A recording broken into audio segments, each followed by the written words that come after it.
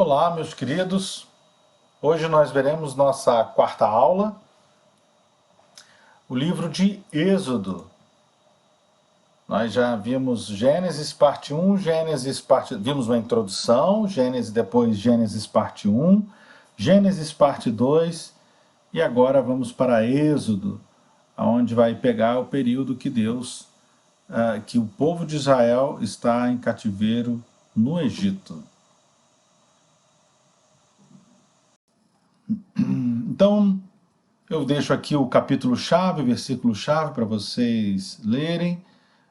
O período de ação, o autor já havia comentado, Moisés, o período de ação 216 anos, entre 1706 a 1490 a.C. Tá? E dentro dos 40 capítulos nós vamos ver os primeiros 2 capítulos, a introdução do povo no cativeiro, como que ele chega até o cativeiro, o povo sendo liberto, a preparação do povo, o povo viajando para o Monte Sinai, o povo recebendo a lei de Deus, a palavra ali de Deus, e finalmente termina os últimos 16 capítulos entre Israel em seu período de adoração. Lugar e tempo, o livro começa no Egito, onde tem um lapso de tempo de 430 anos, ele avança para o deserto e passa aproximadamente 2 meses no deserto, ali na caminhada do deserto, até chegar ao pé do Monte Sinai, onde permanece por 10 meses. Esse é o período que vai abranger o nosso estudo de hoje. Vamos fazer um resumo geral do que seria o Êxodo de 1 a 40. Então, o Êxodo de 1 e 2. O capítulo 1, ele começa já falando de José, que morreu, os seus irmãos morreram, então todos os patriarcas das tribos, eles já morreram, o faraó daquela época que conhecia José também morreu, e o povo egípcio esqueceu quem era José, esqueceu da história de José, esqueceu tudo que aquele povo que estava ali, o porquê aquele povo estava ali. Tem um detalhe importante também, o povo, quando Deus chama o povo para se livrar da fome, não era para o povo ficar no Egito, era para o povo deixar passar o período da fome e retornar para sua terra, em Hebrom, que era a terra que Deus tinha prometido para eles e tinha dado para eles. Dali eles estariam conquistando todo aquele vale, toda aquela região. Mas eles decidem ficar no Egito. Foi mais fácil, né? Era mais atraente, já estavam estabelecidos, eles decidem ficar. E isso é interessante, é curioso que essa mesma atitude vai acontecer lá no segundo cativeiro, o cativeiro babilônico, lá na frente, no Velho Testamento. Mas vamos voltar aqui para a parte do cativeiro egípcio. Então o povo, ele fica, a liderança egípcia percebe que o povo crescia muito, eles ficam amedrontados, com receio de que aquele povo fosse crescer e conquistá-los, então eles precisavam frear. Começaram a oprimir. A escravidão, ela não começou de repente, ela foi pouco a pouco, aumentando impostos, aumentando a exigência de trabalho, o trabalho forçado, quando de repente o povo já estava totalmente escravizado.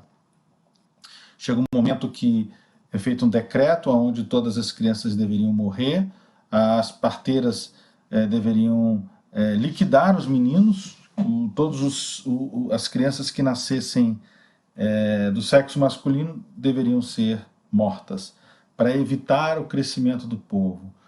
Então, mas Deus abençoou o povo e o povo se multiplicou mais ainda. O faraó se desespera, chama as 2 parteiras e fala: ei, o que está acontecendo? Por que vocês não fizeram o que eu pedi? E elas... então começa, ele fala: agora eu quero que joguem todas as crianças no Nilo. E todas as crianças, não, todos os meninos, né? Joguem no Nilo. E assim vai, nasce Moisés. Moisés é filho de um homem, de uma mulher da tribo de Levi. Moisés nasce, a mãe não quer jogá-lo no rio Nilo, faz um plano com a filha de colocar dentro de um cesto e deixar encaminhar a criança para a região onde a princesa, a filha do faraó, costumava ir. E aí, assim, é feito. Moisés é resgatado, recebe esse nome Moisés porque foi tirado das águas. A princesa pede para chamar uma hebreia para amamentar a criança, e a irmã de Moisés chama a própria mãe, né? E a mãe amamenta. E é interessante porque Moisés, não somente ele é amamentado, cuidado, mas ele é criado pela própria mãe dentro do palácio. Então Moisés cresce sabendo quem ele é, cresce sabendo os seus, quem são os seus, quem eram os seus ancestrais, quem era o Deus Todo-Poderoso, o Elohim. Então, tudo isso é apresentado para Moisés, e Moisés cresce com toda essa instrução. São 40 anos no total que se passam, onde Moisés recebe também toda a instrução egípcia, todo o ensino de escrita, tecnológico, todo tipo de informação que o Egito era muito rico nesse tipo de informação e organização. Uma escola excelente para a vida de Moisés, e dali ele cresce, e é quando finalmente ele entra num conflito pessoal, vendo um dos seus irmãos israelitas ou hebreus sendo agredido por um guarda egípcio, e ele vai em defesa e acaba matando esse egípcio, e a pena de morte era dada para quem matasse um egípcio, e ele teve que fugir para não morrer. Ele foge e ele vai para as terras de Midian, e lá ele acaba descansando à beira, próximo a um poço, e esse poço era justamente onde as filhas de Jetro levavam o rebanho para beber água no final do dia, para voltar e descansar. E Moisés vê que os pastores não estavam deixando que essas moças dessem de beber ao seu rebanho. Ele intercede, e não só intercede, como ele ajuda a tirar a água, e ele ajuda a dar de beber ao rebanho. Essas moças chegam, as filhas de Jetro chegam mais cedo em casa. O pai pergunta, mas por que chegou tão cedo? E elas explicam que um egípcio ajudou. Jetro, em retribuição a ele, convida Moisés para a sua casa, e aí o tempo vai passando tudo rápido, que está escrito ali, né, nessa parte. Moisés acaba ficando, se casa, estabelece família, e vão se passar 40 anos. 40 anos de Moisés como pastor. E olha que interessante. Os primeiros 40 anos, Deus deu toda a instrução para Moisés. Os próximos 40 anos, Deus vai disciplinar Moisés, ensinar Moisés como pastorear ovelhas, como cuidar de um grupo de ovelhas, como usar o cajado, a ponta do cajado para puxar a ovelha para perto, a parte de trás do cajado para repreender a ovelha, o carregar, resgatar as ovelhas nos seus braços. Enfim, ele tem toda uma escola de pastoreio durante 40 anos. Moisés um dia decide ir para outro lado para levar a pastorear as suas ovelhas, e era justamente próximo ao Monte Horebe, quando ele vê uma sarça, uma moita, pegando fogo, e aquele fogo não consumia a moita. Ele fica curioso, se aproxima da moita, e quando ele vai chegando perto, ele ouve uma voz: Moisés, Moisés. E na mesma hora, Moisés, ele já sabia quem era Deus, ele já adorava Deus, ele já tinha toda uma relação com Deus, só que agora era diferente, agora ele ouve Deus falando com ele diretamente, ele sente a presença de Deus. Instantaneamente, ele, ele responde ao Senhor: sim, Senhor, e ali ele começa um diálogo com Deus, ali Deus começa o chamado de Moisés aos pés ali do Monte Horebe com a sarça ardente, Moisés falando com Deus. E aqui é interessante que no capítulo 3, né, que é no versículo 4, quando ele responde: eis-me aqui, no versículo 5, então disse Deus: não se aproxime, tire as sandálias dos pés, pois o lugar em que você está é terra santa. E disse ainda: eu sou o Deus de seu pai, o Deus de Abraão, o Deus de Isaque, o Deus de Jacó. Então Moisés cobriu o rosto, pois teve medo de olhar para Deus. E disse o Senhor: de fato tenho visto a opressão sobre o meu povo no Egito. Tenho escutado o seu clamor, e por causa dos seus feitores eu sei quanto eles estão sofrendo. Por isso desci para livrá-los das mãos dos egípcios e tirá-los daqui para uma terra boa e vasta, onde manam leite e mel.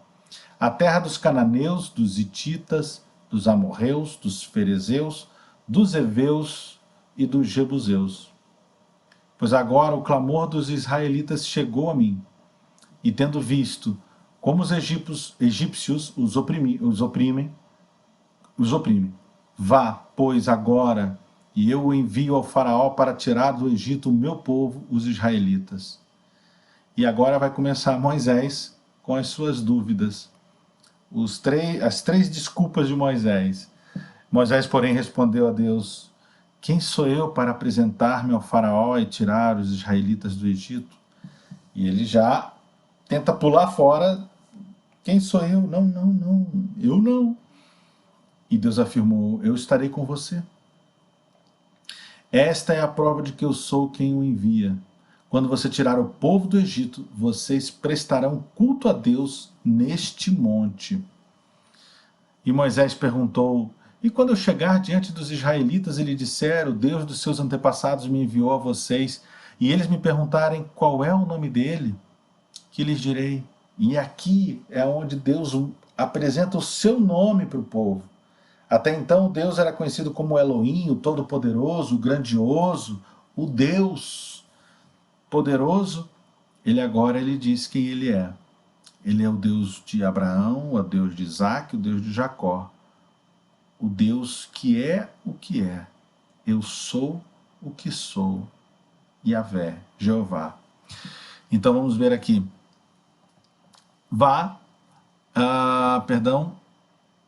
E disse Deus a Moisés: eu sou o que sou. É isto que você dirá aos israelitas. Eu sou, me enviou a vocês. E disse também Deus a Moisés: diga aos israelitas: o Senhor, o Deus dos seus antepassados, o Deus de Abraão, o Deus de Isaque, o Deus de Jacó, enviou-me a vocês. Esse é o meu nome para sempre, nome pelo qual serei lembrado de geração em geração. Vá, reúna as autoridades de Israel e diga-lhes: o Senhor, o Deus dos seus antepassados, o Deus de Abraão, o Deus de Isaque, o Deus de Jacó, apareceu a mim e disse: eu virei em auxílio de vocês, pois vi o que lhes tem sido feito no Egito. Prometi tirá-los da opressão do Egito para a terra dos cananeus, dos hititas, dos amorreus, dos ferezeus, dos heveus e dos jebuseus, terra onde mana leite e mel. As autoridades de Israel o atenderão. Depois você irá com elas ao rei do Egito e lhe dirá: o Senhor, o Deus dos Hebreus, veio ao nosso encontro. Agora deixe-nos fazer uma caminhada de 3 dias adentrando o deserto, para oferecermos sacrifícios ao Senhor, o nosso Deus. Eu sei que o rei do Egito não os deixará sair, a não ser que de uma forma poderosa, a não ser que uma poderosa mão o force. Por isso estenderei a minha mão e ferirei os egípcios, com todas as maravilhas que realizarei no meio deles. Depois disso, ele os deixará sair. Bom, eu não vou continuar lendo, mas e aqui nós vamos ver Deus apresentando os seus milagres, ensinando Moisés como ele se apresentar ao povo, como ele se apresentar ao faraó, e também os milagres, porque Moisés fica na dúvida, né, sobre os sinais. Ele diz no capítulo 4, e se eles não acreditarem em mim, e não quiserem me ouvir, disserem, o Senhor não lhe apareceu. Então o Senhor lhe perguntou, o que é isso em sua mão? E aí ele transforma o cajado, a vara de Moisés, em serpente.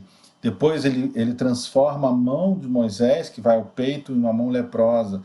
De novo ele coloca ao peito e transforma e cura a mão dele. Então ele faz maravilhas e por fim ele diz, e se ainda assim eles não acreditarem, você vai pegar a água do rio Nilo e vai jogar a água do rio Nilo e ela vai se transformar em sangue. Esses serão os sinais que acompanharão e que mostrarão que eu sou o que sou e eu envio a ti. E assim acontece,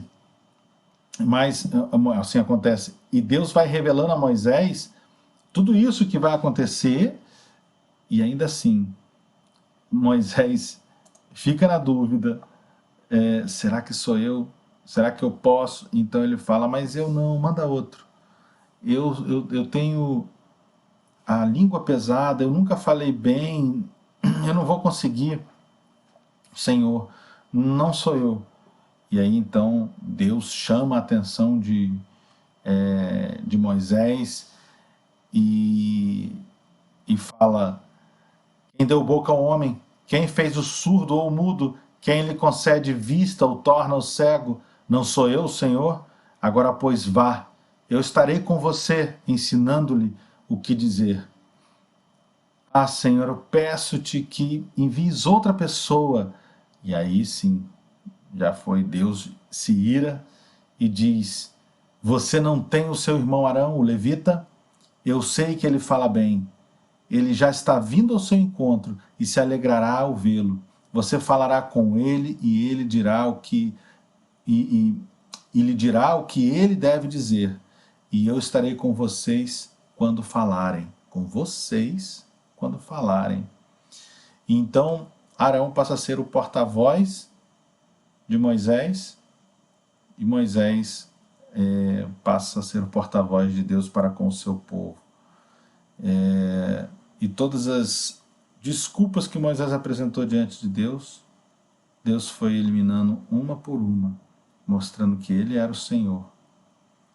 E Moisés, no final, aceita, acredita e obedece.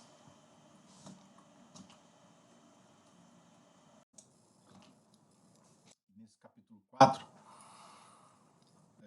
quando Moisés ele volta para o Egito, né, que ele obedece o chamado de Deus, ele vai até seu sogro e fala, olha, eu preciso voltar para o Egito para ver os meus parentes que ainda vivem. E Jetro responde, vá em paz. Então ele pega a sua esposa, os seus filhos, e ele volta para o Egito. E tem uma passagem que pode causar algumas dúvidas, né? Eu queria só fazer uma pausa nela aqui, que é justamente o versículo 24, onde diz assim, numa hospedaria, ao longo do caminho o Senhor foi ao encontro de Moisés, algumas traduções diz ao filho de Moisés, e procurou matá-lo. Mas Zípora pegou uma pedra afiada, cortou o prepúcio de seu filho e tocou aos pés de Moisés, ou lançou aos pés de Moisés, e disse, você é para mim um marido de sangue. Ela disse, marido de sangue, referindo-se à circuncisão. E nessa ocasião, o Senhor o deixou. Aqui alguns estudiosos o que interpretam dessa passagem, que é um versículo aqui, uma parte talvez delicada para se entender, né? Como assim Deus queria matar Moisés, o filho de Moisés? E como a gente pode perceber, o filho de Moisés não estava circuncisado. E isso era uma promessa, era um compromisso que todo hebreu, todo israelita, todo filho de Jacó fazia. E talvez aqui, porque pelos costumes dos midianitas, e talvez por alguma discussão com Zípora, né, ele não fez, Moisés não fez, e deixou que isso acontecesse. E isso é uma especulação, porque a gente vê que Zípora vai e ela toma a iniciativa de circuncisar o filho. Então, por isso, provavelmente, essa é uma especulação, provavelmente ela era quem tinha dito para não fazer, ou influenciou Moisés a não fazê-lo, e quando viu que o Senhor vinha, e ele vinha para matar, porque aqueles que não eram circuncisados morriam, né?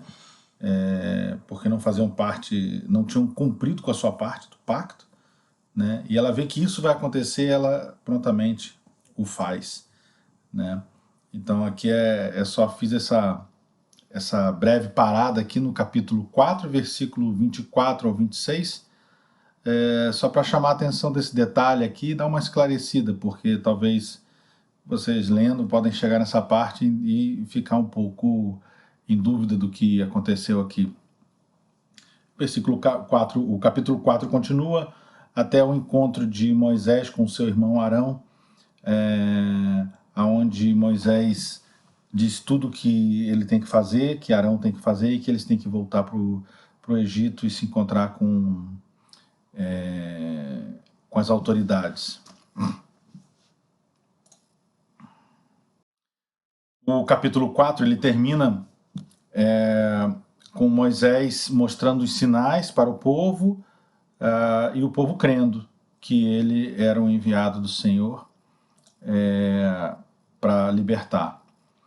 Então Moisés, junto com Arão, vai à presença do faraó, e aqui sobre o faraó, é a terceira geração, provavelmente, de faraó, onde nós temos aqui a primeira geração do faraó que recuperou, né,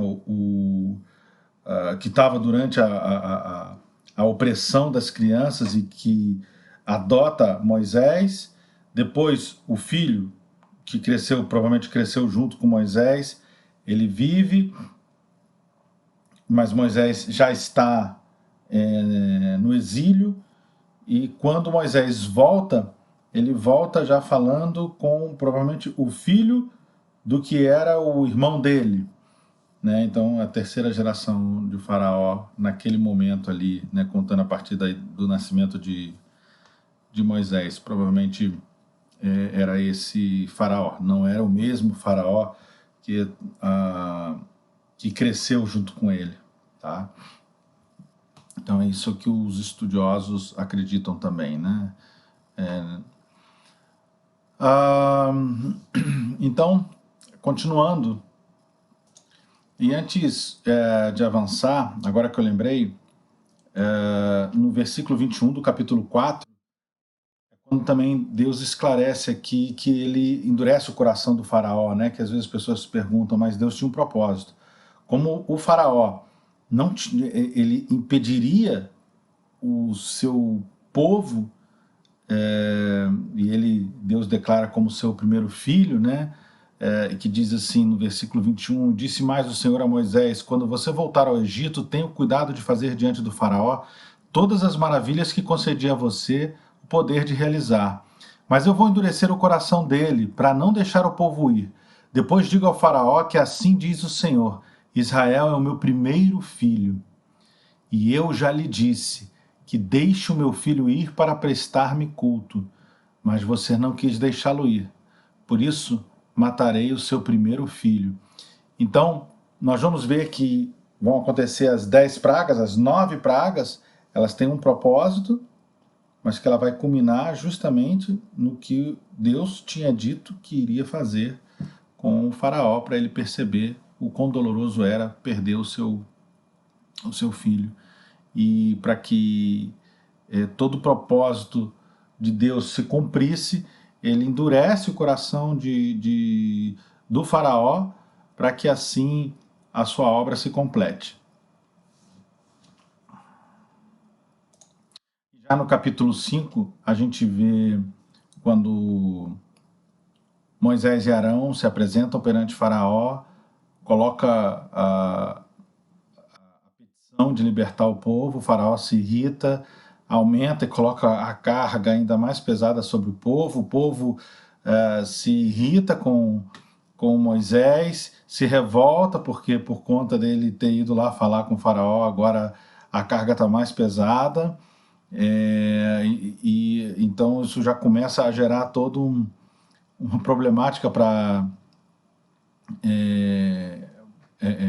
Moisés. Moisés, então, no versículo 22, fala: Senhor, por que maltrataste esse povo? Afinal, por que me enviaste?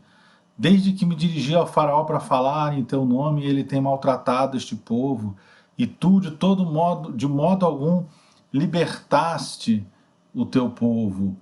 Então aqui é Deus colocou, Moisés colocando a queixa do povo, do próprio povo, e ele também entendendo a queixa diante do Senhor. E o Senhor fala com Moisés e diz: você vai ver o que eu vou fazer com o faraó. Então começa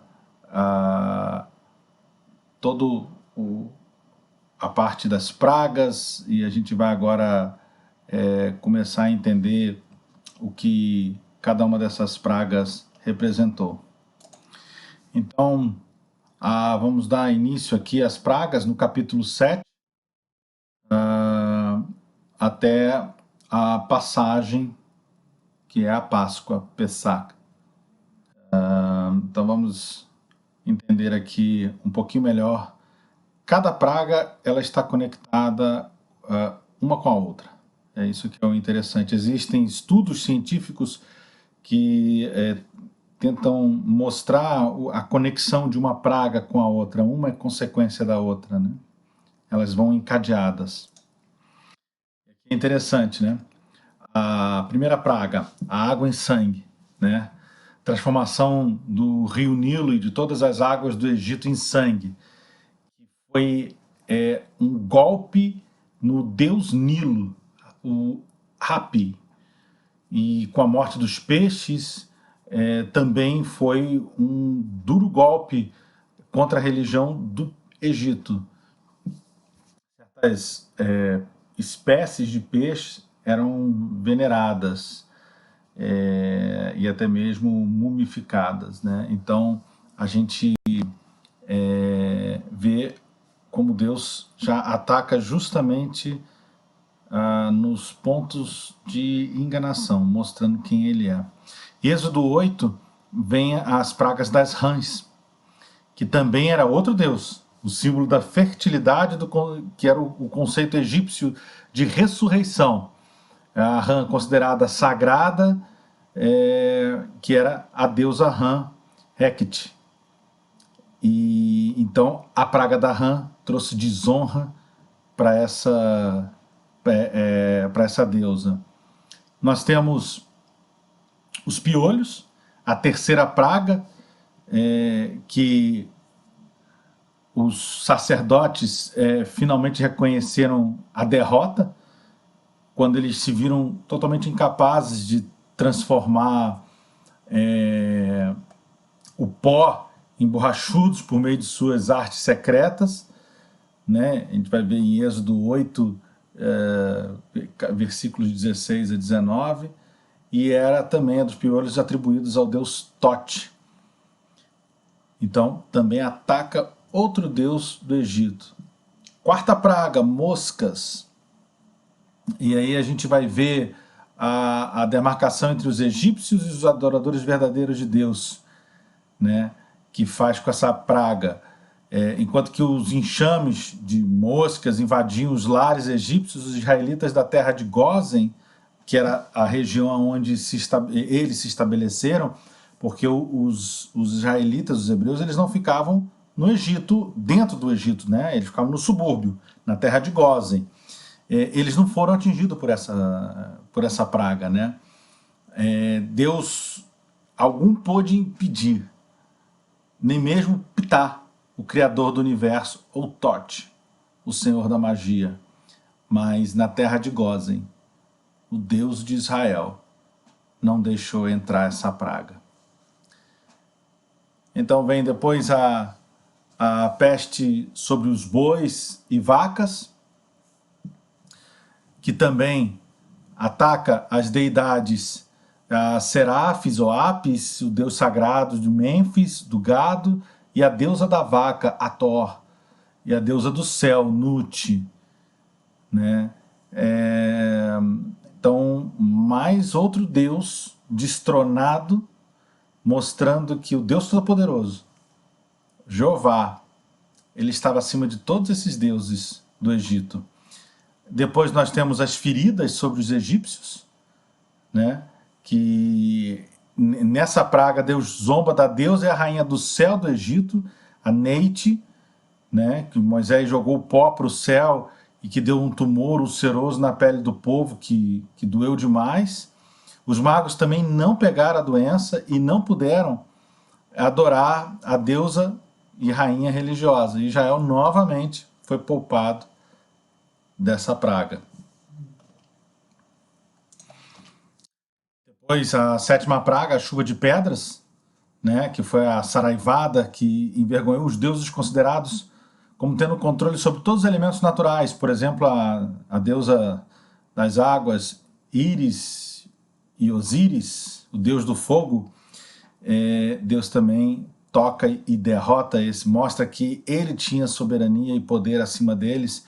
Depois vem a praga dos gafanhotos, que ela mostra que os deuses da colheita, os deuses egípcios, o deus do ar, e Sebeque, o deus do inseto, o deus inseto, que eles tanto adoravam para ter uma boa colheita e ter proteção sobre a sua colheita, nada pôde fazer. E esses deuses, mais uma vez, envergonhados, destruídos pelo Deus Todo-Poderoso, que estava acima de todas as coisas. E agora então, antes de culminar na principal praga, a gente vê o Deus do Sol, o Deus Ra, o principal Deus do Egito, sendo ofuscado, atacado por Deus, porque veio a escuridão total. Então, o Egito ficou durante 3 dias em trevas e Israel ficou em luz. Então, a principal praga, a mais severa de todas, e que também teve o seu propósito religioso, onde mostra que nenhum Deus está acima, nenhum desses deuses está acima, ou está acima de Jeová. A morte do primogênito, ela tinha um impacto muito forte, porque o faraó era considerado uma deidade. E até o faraó, ou o primogênito, que era o potencial faraó, o sucessor, ele também foi atingido. Então, mostrando que Deus está acima de todas as coisas e Deus é o Todo-Poderoso. Coloquei a fonte aqui desse material, esse material achei bem interessante, que eu extraí. Esse conteúdo ele foi feito pelo pastor Valdeci Júnior, tá? E ele tem a parte da enciclopédia do estudo perspicaz das escrituras. Vocês podem consultar depois com mais detalhe. Diante de todas as pragas, o faraó então se arrepende de não ter liberado o povo e finalmente libera o povo, e o povo segue em sua caminhada. Moisés organiza o povo em famílias e faz toda uma logística para movimentar milhares de pessoas e famílias para uma fuga, para uma caminhada. Então eles vão caminhando. Mais adiante eu vou mostrar nos estudos o possível ponto onde pode ter sido cruzada a passagem do Mar Vermelho, aonde o mar se abre e o povo passa, e posteriormente as tropas do faraó são sufocadas pelas águas, o povo passa livre, né? E vai caminhando pelo deserto para cumprir o seu propósito de adoração, né? Então, logo assim que eles passam do Mar Vermelho, nós temos aqui a declaração, né, da onde eles param, no lugar onde as águas eram amargas, e o povo começa a murmurar e já brigar com Moisés. Você nos trouxe aqui e não podemos beber água. 3 dias caminhando e cansados e sedentos. E Moisés clama ao Senhor, e o Senhor fala com ele joga um arbusto nas águas, e as águas ficam doces, boa ao paladar. E aquela região, inclusive, se chamava Mara, porque as águas eram amargas, eram conhecidas por essas águas amargas. Mas o Senhor abençoa. E ali o Senhor já ensina o povo e chama o povo para um compromisso. E fala, olha, se vocês derem atenção ao Senhor, o seu Deus, e fizerem o que ele aprova, e derem ouvidos aos seus mandamentos, e obedecerem a todos os seus decretos, não trarei sobre vocês nenhuma das doenças que eu trouxe sobre os egípcios, pois eu sou o Senhor que os cura. Então, esse era o propósito e esse foi o cuidado que Deus teve com o seu povo, mas tinha uma contrapartida, obediência. E nós vamos ver aqui no Velho Testamento inteiro, a gente vai ver o cuidado de Deus, o que Deus nos chama, obediência. E esse é o grande pecado do povo, inclusive o pecado de Moisés, porque Moisés não entra na terra prometida, apesar de tudo, de ser Moisés, porque ele desobedeceu. Mas só uma desobediência? Pois é. Só que Moisés era o porta-voz de Deus para com o povo. Moisés tinha uma relação direta, ele não tinha intermediários, ele tinha uma responsabilidade muito maior. Então, quando você tem uma responsabilidade muito maior, o peso da desobediência acaba sendo maior também. Então vemos que Deus leva o povo para Elim, a fonte de árvores, e leva para um oásis, ainda no capítulo 15, né, com as palmeiras, com águas boas, e ali o povo fica acampado. Finalmente o povo tem fome e não aguenta mais de fome, pede comida ao Senhor. Então o Senhor, no deserto de Sim, ele manda um vento com sementes, que é o maná, que vem do céu, e isso ficou marcado. E essas sementes são como pequenas sementes de trigo. Elas são preparadas, amassadas, feita uma farinha, e dessa farinha é feito pão. Mas ela tinha uma durabilidade muito, muito baixa, ela era para o dia, para o momento. Então era aquela preparação, eles faziam e comiam, gerando a dependência diária do milagre de Deus na vida deles, da confiança no Senhor, de que o Senhor estaria com eles e o Senhor os alimentaria, e o Senhor era quem os abençoaria. E esse é o maná. O maná, quando fala o pão que veio do céu, não caía pão do céu, não caía fruta-pão, não era isso. Eram sementes similar a do trigo, e que eles preparavam e faziam o seu pão, o seu alimento. E no capítulo 16 tem o do maná, e o povo já... É interessante, Deus alimentando, e o povo já estava farto, já não queria mais saber do maná. Não aguento mais comer maná, eu não quero comer pão, eu quero comer carne.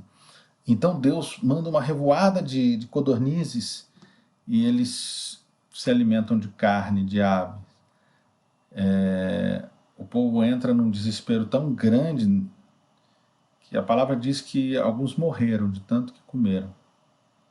Né? Lembrando que eles estavam caminhando no deserto. Né? Então era uma peregrinação. E aqui no capítulo 17, nós vamos ver a rocha ferida, né?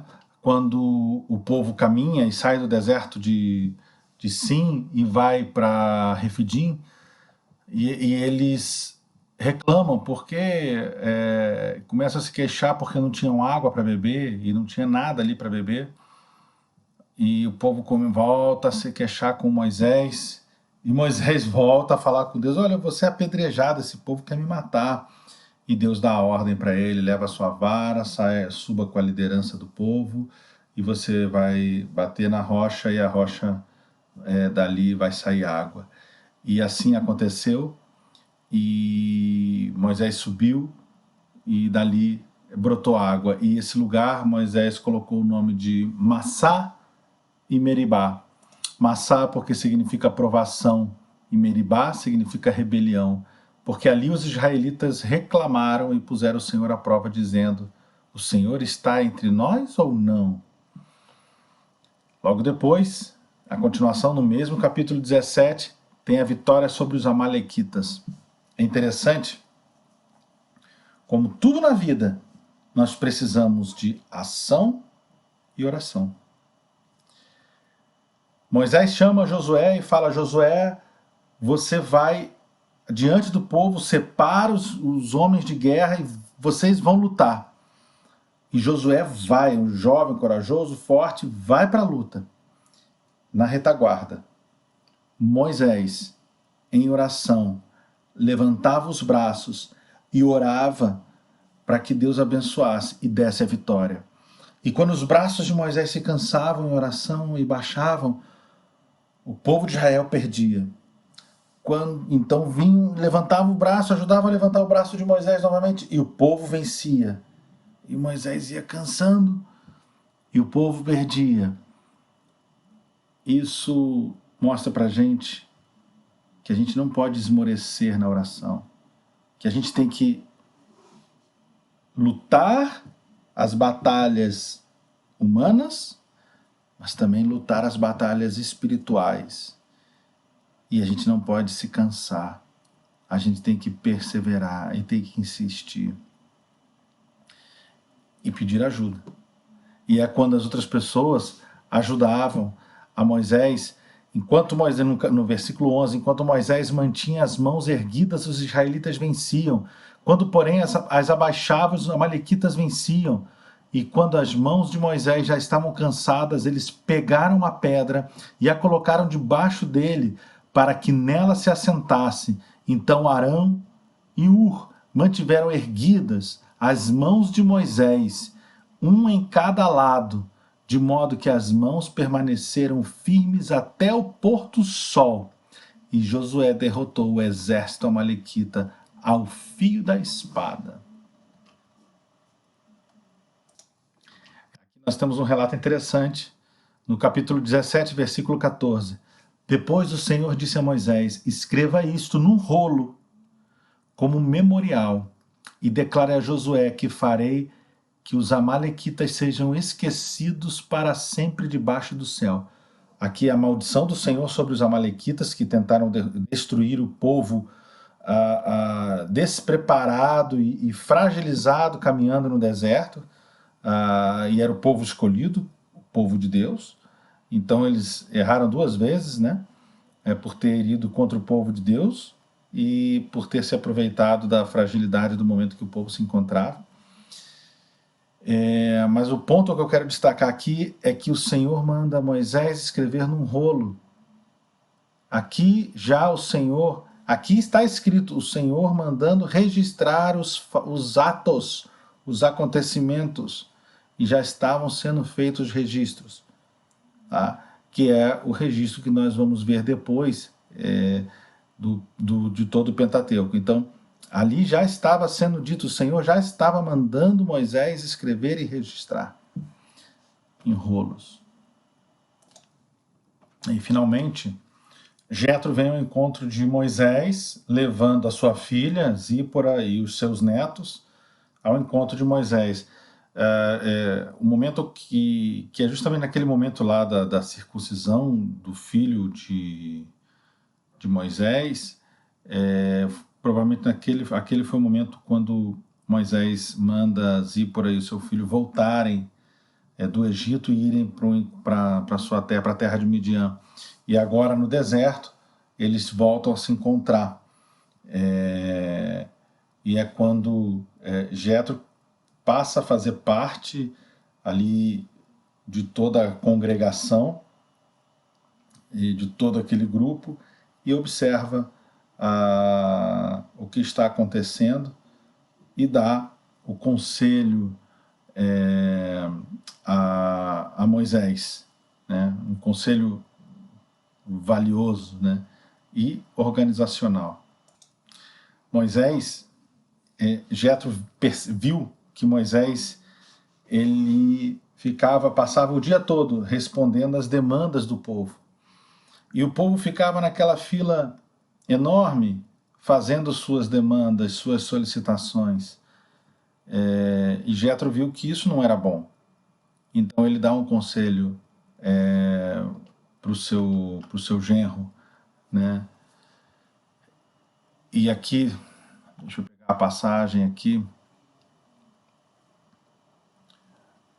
aonde entra a parte perigosa, né? É importante fazer a obra de Deus, é importante estar trabalhando, mas é muito importante que sejamos organizados e estruturados para que não nos esgotemos e não façamos desanimar o povo.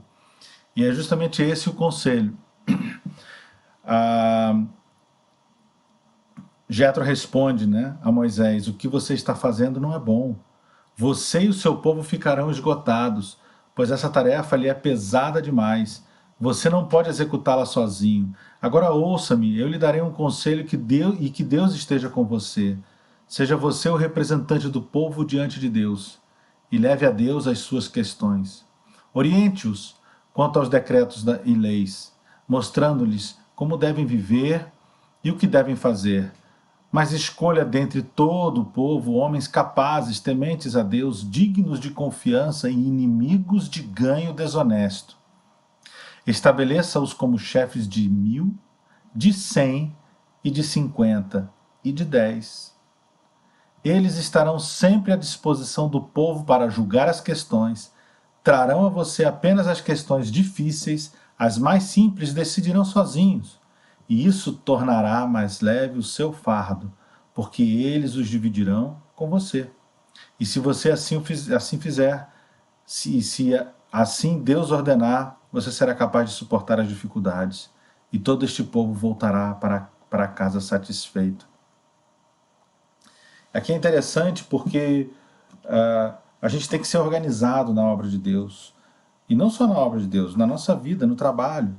Aqui é o ensinamento de delegar, saber transferir responsabilidades. E os casos mais complexos, ele entraria. Mas o que Jetro ensinou foi: multiplique os seus braços. E isso serve para a minha vida pessoal, serve para a minha vida profissional, serve para a minha vida espiritual. Multiplique os meus braços, delegue, saiba organizar, dividir grupos, pequenos grupos, médios e grandes, conforme ali o conselho de Jetro. Fica esse conselho aí para cada um. E agora, depois de 3 meses caminhando no deserto, passando por todos os sofrimentos, aflições, batalhas, vitórias, finalmente eles chegaram no Monte Sinai, no Monte Horebe. E ao pé do monte, Moisés sobe para falar com o Senhor. E quando Moisés sobe ao monte, a palavra que o Senhor dá para Moisés é uma palavra muito forte, poderosa. nossa vida até hoje. O capítulo 19, versículo 4, diz, na verdade, versículo 3, né? Logo Moisés subiu ao monte para encontrar-se com Deus, e o Senhor o chamou do monte, dizendo: diga o seguinte aos descendentes de Jacó e declare aos israelitas: vocês viram o que eu fiz ao Egito, e como os transportei sobre asas de águias e os trouxe para junto de mim. Agora, se me obedecerem fielmente e guardarem a minha aliança, vocês serão o meu tesouro pessoal dentre todas as nações. Embora toda a terra seja minha, e vocês serão para mim um reino de sacerdotes e uma nação santa. Essas são as palavras que você dirá aos israelitas. Observem. Vocês serão para mim um reino de sacerdotes e uma nação santa. O que Deus fez com o povo quando ele chama Abraão, ele chama esse povo, o povo que depois vira povo de Israel, o Deus de Abraão, o Deus de Isaac, o Deus de Jacó. Ele chama esse povo para ser o povo exemplo de adoração ao Senhor, para mostrar como se deve adorar e se relacionar com Deus. A formação da religião que vai gerar um relacionamento com Deus. Infelizmente, nós vamos ver que no passar do tempo, a religiosidade acaba conquistando o coração do homem e sobrepondo os desejos de Deus e os propósitos de Deus.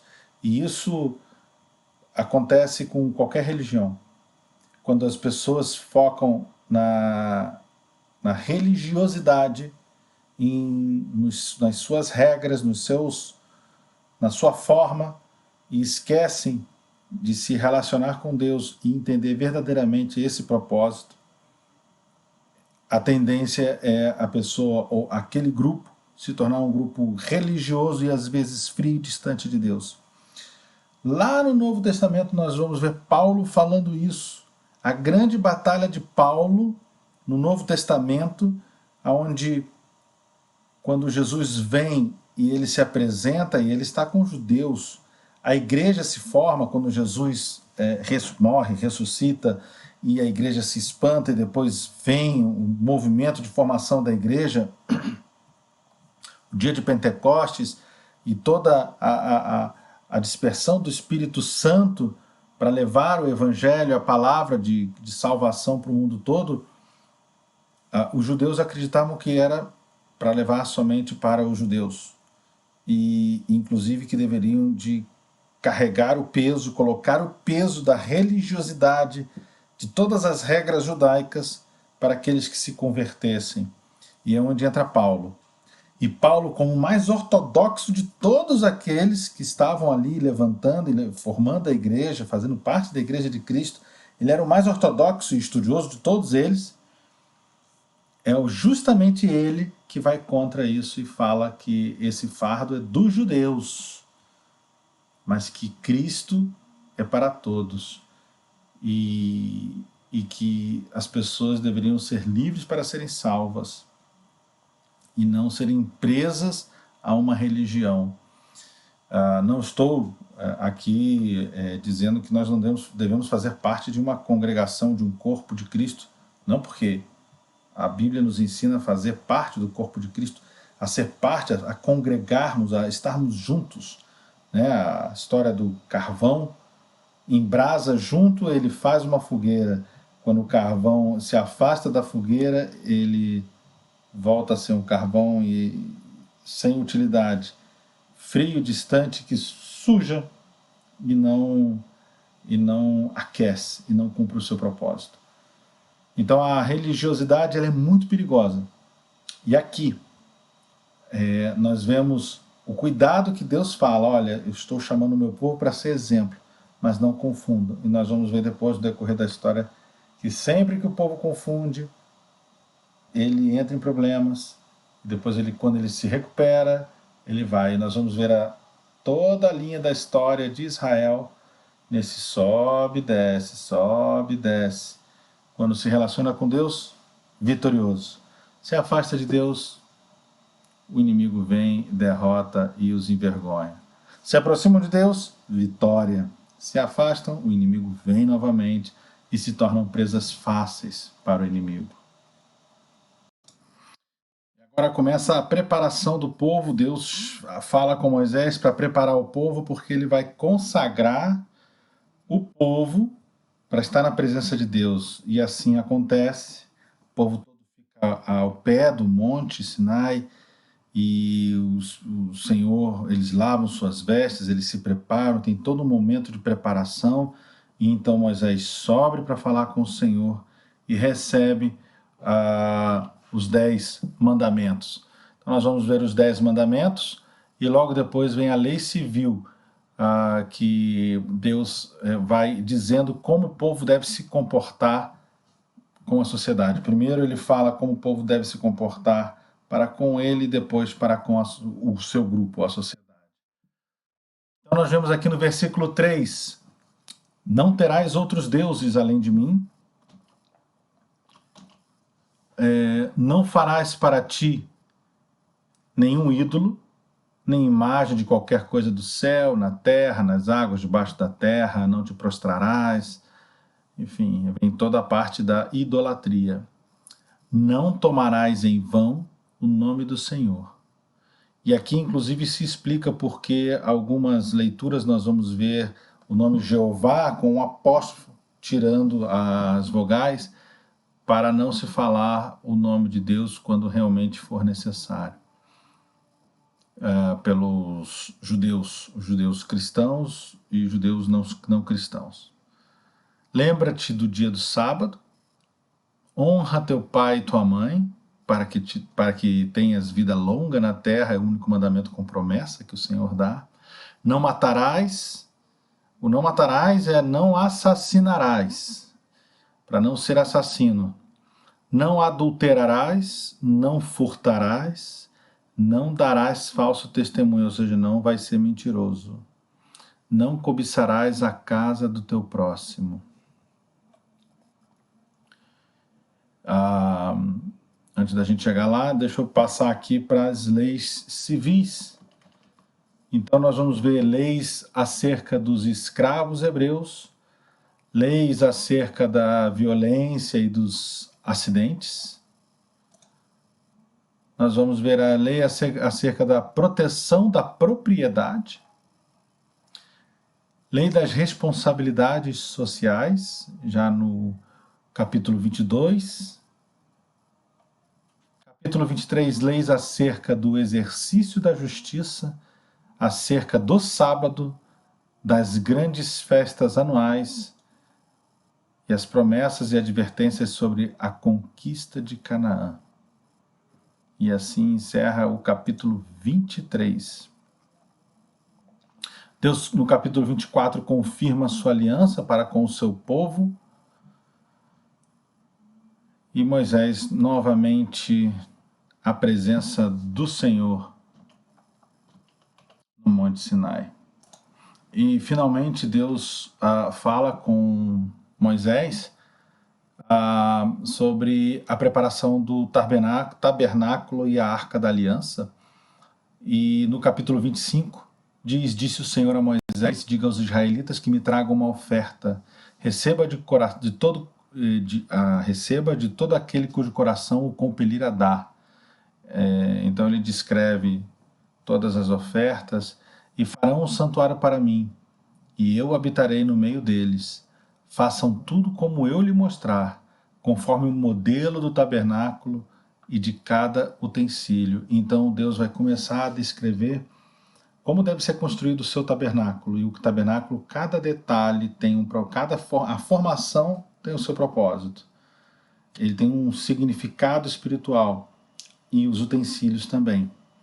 E finalmente a Arca da Aliança, é onde Deus chama aqui no capítulo 25, versículo 10, faça uma arca de madeira de acácia com 1 metro e 10 centímetros de comprimento, 70 centímetros de largura e 70 centímetros de altura, revista de ouro puro por dentro e por fora, e faça uma moldura de ouro ao seu redor.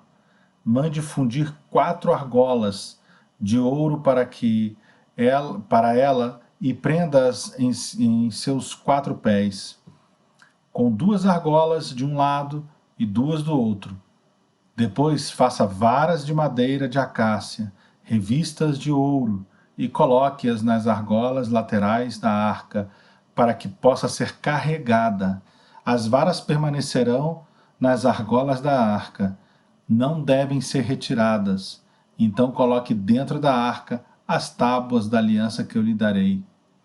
Faça uma tampa de ouro puro com 1,10 m de comprimento por 70 centímetros de largura, com 2 querubins de ouro batido nas extremidades da tampa. Faça um querubim numa extremidade e o segundo na outra, formando uma só peça com uma tampa. Os querubins devem ter 2 asas estendidas para cima, cobrindo com elas a tampa. Ficarão de frente um para o outro, com o rosto voltado para a tampa. Coloque a tampa sobre a arca e dentro delas as tábuas da aliança que darei a você. Ali sobre a tampa, no meio dos 2 querubins que se encontram sobre a arca da aliança, eu me encontrarei com você e lhe darei todos os meus mandamentos destinados aos israelitas. E então, Deus vem a descrição da mesa dos utensílios, aonde vem todos os detalhes de como deve ser feita essa mesa, o candelabro de ouro que é feito, o tabernáculo com todos os detalhes, com as 12 cortinas internas de pelo de cabra, com todas as armações do tabernáculo, o altar dos holocaustos, o pátio, o óleo para o candelabro, as vestes sacerdotais, o colete sacerdotal, o peitoral, as outras vestes sacerdotais, a consagração dos sacerdotes, e os 2 holocaustos diários, esse no capítulo 29, no capítulo 30, o altar do incenso, o preço da propiciação, a bacia de bronze, o óleo para as unções, o incenso. Capítulo 31, a escolha dos artesãos do tabernáculo. E aí ele fala, eu escolhi Bezalel, filho de Uri, filho de Ur, da tribo de Judá, e o enchi do Espírito de Deus, dando-lhe destreza, habilidade e plena capacidade artística para desenhar e executar trabalhos em ouro, prata e bronze, para talhar e esculpir pedras, para entalhar madeira e executar todo tipo de obra artesanal. E mais uma vez, o dia do sábado. E assim, nós vemos toda a preparação do tabernáculo até o capítulo 31, antes da gente chegar aqui na quebra da lei. Eu vou entrar no tabernáculo daqui a pouco, então vou pular direto para a quebra da lei. Moisés sobe, fala com o Senhor no capítulo 32 e demora para descer, o povo se dispersa, faz o bezerro de ouro, adora, não, apesar de tudo que o povo viveu, passa a adorar um bezerro de ouro. Moisés desce, fica irado e lança as tábuas sobre o bezerro. As tábuas são quebradas, e depois Moisés acaba subindo novamente ao monte para receber as tábuas e pede perdão ao Senhor. Nós vamos ver aqui a construção do tabernáculo no capítulo 35 a 39, e finalmente o tabernáculo é erigido no capítulo 40, onde nós veremos no livro seguinte, todo detalhamento em Levíticos, e mais alguns detalhes no livro de Números também estará presente ali. Então nós vemos aqui Moisés recebendo todo o detalhamento da construção do tabernáculo, né? E nós temos a divisão. Aqui é um exemplo, né, uma réplica de como seria a tenda, o tabernáculo, e onde teríamos aqui o pátio, o altar com um incenso, a fonte de bronze para o sumo sacerdote se limpar, se lavar. O povo ficava do lado de fora e aqui entrava com os sacerdotes para poder receber os animais que estariam indo a oferta ao Senhor, o sacrifício.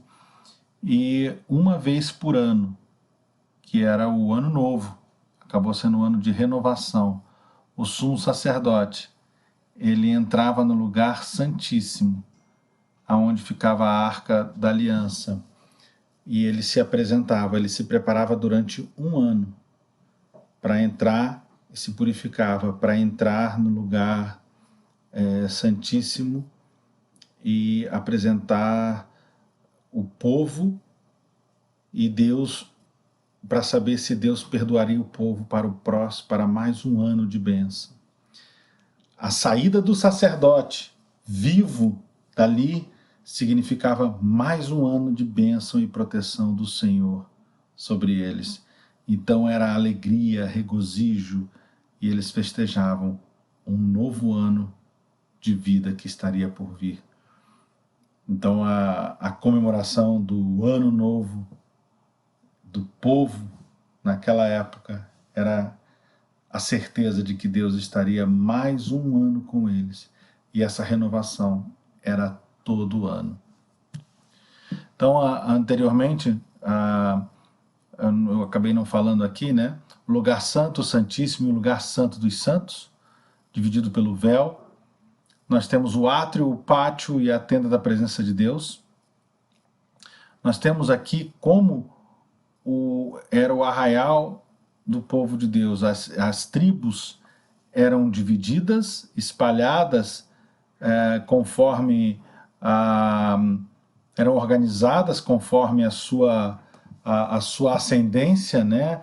A tribo de Benjamim, de Judá, de Simeão, de Manassés, de Efraim, elas iam ficando agrupadas por famílias.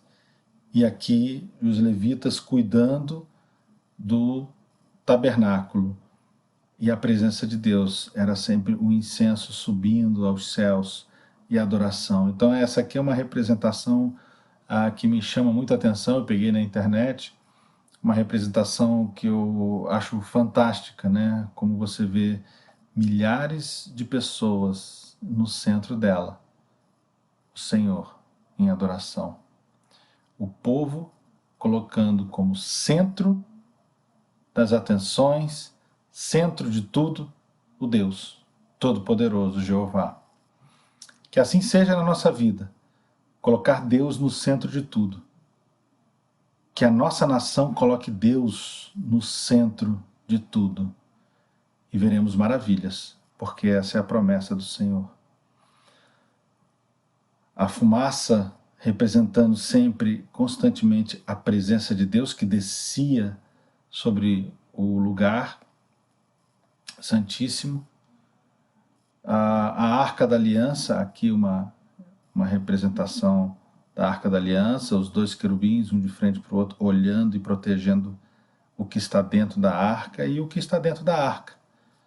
Né? As tábuas da lei, um pote com o maná, as sementes que eu comentei, que era para fazer amassar e fazer a farinha, as 12 tábuas, as duas tábuas, e o cajado de Moisés, a vara de Arão, que ela acaba florescendo, essa aqui tem um símbolo, ela floresce num momento, numa outra, eu vou comentar isso mais adiante, numa disputa que vem de liderança, que colocam em dúvida, o povo coloca em dúvida a liderança de Moisés. Mas quem é você para ser o nosso líder? E quem é Arão? Então, justamente a vara de Arão é a que floresce, onde Deus está revelando que chamou Arão para conduzir o povo para a vida. Então, isso é o que está no interior da arca. Bom, aqui é a bibliografia do material para consultas posteriores. Gente, então, por enquanto é isso. Agradeço o tempo de vocês. Nos vemos na próxima aula. Tenham uma ótima semana. Deus os abençoe.